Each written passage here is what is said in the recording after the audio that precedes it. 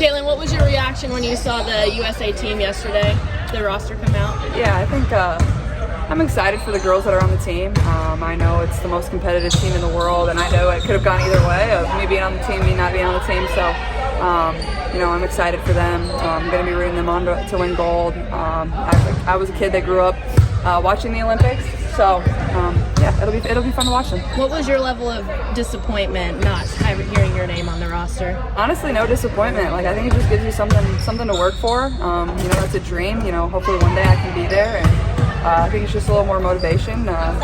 You remember that, and hopefully in 4 years, when 4 years comes back around, I can be there. Did you have a direct conversation with managing director or whomever's over there at USAB recently? Yeah, they called me and let me know, and before everything came out, which was really respectful of them, and I appreciated that. And they did the same for every girl that made the team or every girl that didn't make the team. There's a lot of players in the Olympic pool, so it wasn't like I was the only one they had to call. They had to make quite a few calls. Are you looking forward to a break?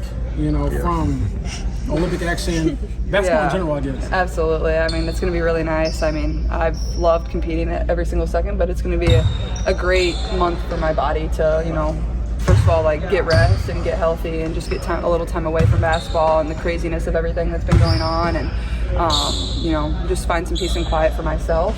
But then additionally, a great opportunity for us to work and get better, a great opportunity for myself to get in the weight room, to work on the court and work at things that I want to get better at that I maybe didn't have time going from college to the pro season. So I'm looking forward to it. But at the same time, we still have a month of games where we have a lot of opportunities to win a lot of games. So that's where my main focus is.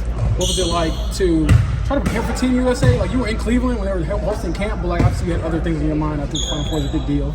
So what was it like trying to balance, I want this opportunity, but this other opportunity is right in front of me?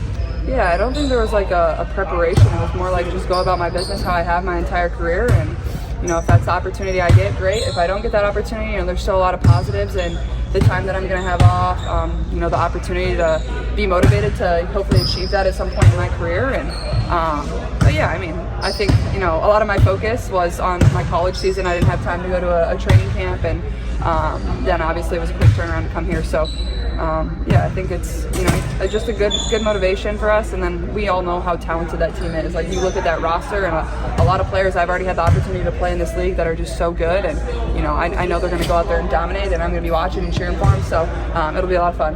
Have you heard from anyone that stood out from you about that decision? Meaning an NBA player or anything or someone you're close? No. Okay.